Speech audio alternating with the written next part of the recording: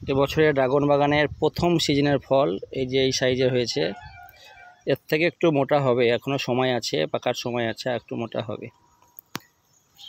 এই যে ফলগুলো মোটা হয়েছে, মোটা হচ্ছে এখন। প্রচুর ফল দাঁড়িয়েছে। বেশি ফল আসলে মোটা হয় না, মানে এই যে প্রচুর ফল এসছে তো সেই জন্য একটু সরু সরু হয়ে গেছে। এটাই 3টে ড্রাগন ধরেছে, আর বেশ কয়েকদিন পরেই পাকতে শুরু করবে। দেখো এখন সবগুলো ফল চলে এসছে, এখন আর নতুন করে কিন্তু ফুলের কুঁড়ি নেই, তবে আবার কুঁড়ি আসবে। বৃষ্টি হয়েছে, এই 2-1 দিনের মধ্যে কুঁড়ি আসবে এবং আসতেও শুরু করেছে। কিছু গাছে কুঁড়ি এসেছে, যেমন যে এই গাছটায় কুঁড়ি আসতে শুরু করেছে। এই একটা কুঁড়ি এসছে, আর বাকি এই যে ফল এখনো প্রথম সিজনে ফলটা পাকেনি। এই যে ফল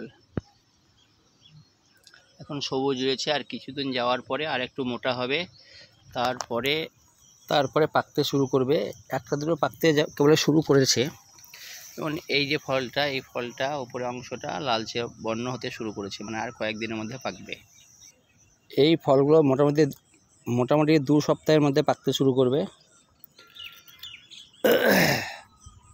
আর মাঝে এই যে পটল চাষ হচ্ছে। আর মৌসুম্বি লেবু, মালটা মৌসুম্বি লেবু, এটা খুব বেশি ধরে, প্রচুর ধরে। এই ধরেছে প্রচুর মৌসুম্বি লেবু, মালটা মৌসুম্বি আমাদের মুর্শিদাবাদে এখন চাষ হচ্ছে। তবে এবছর দেখছি ফুল এবং ফলটা বেশি এসেছে বলে মোটা কম হচ্ছে, ফলের সাইজটা ছোট হয়ে যাচ্ছে। ধরেছে প্রচুর, কিন্তু ফলের সাইজটা ছোট হয়ে যাচ্ছে। কম ধরলে মোটা হবে।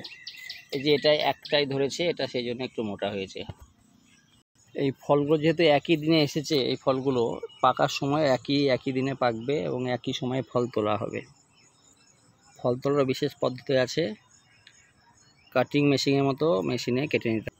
এই গাছটা কুড়ি এসছে পর পর প্রত্যেক কাঁটা থেকে। এর আগে বলেছিলাম এই যে এই কাঁটা থেকে ফুলটা এসেছে, আগের কাঁটাটা বাকি আছে। এর পরের সিজনে বা কোনো এক সময় কিন্তু প্রত্যেক কাঁটা থেকে একবার করে ফল হবে। এখানে 5টা এসেছে, 5টা হয়তো দাঁড়াবে না, এর মধ্যে কিছু ফুল ঝরে যাবে। মাঝে আবার লিচু গাছ রয়েছে, মানে ড্রাগন বাগানের মাঝে যে গ্যাপটা থাকবে সেই গ্যাপে হয় ফসল চাষ করা হবে বা অন্য কোনো ফলের চাষও করা যাবে।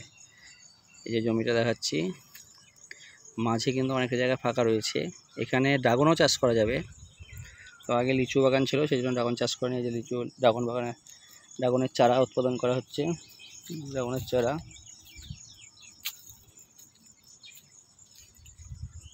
চারা এই বাগানে যেহেতু চাষ করা হচ্ছে, সার পড়ছে প্রতিনিয়ত, তার জন্য এই বাগানের ফলগুলো সাইজগুলো একটু বড়।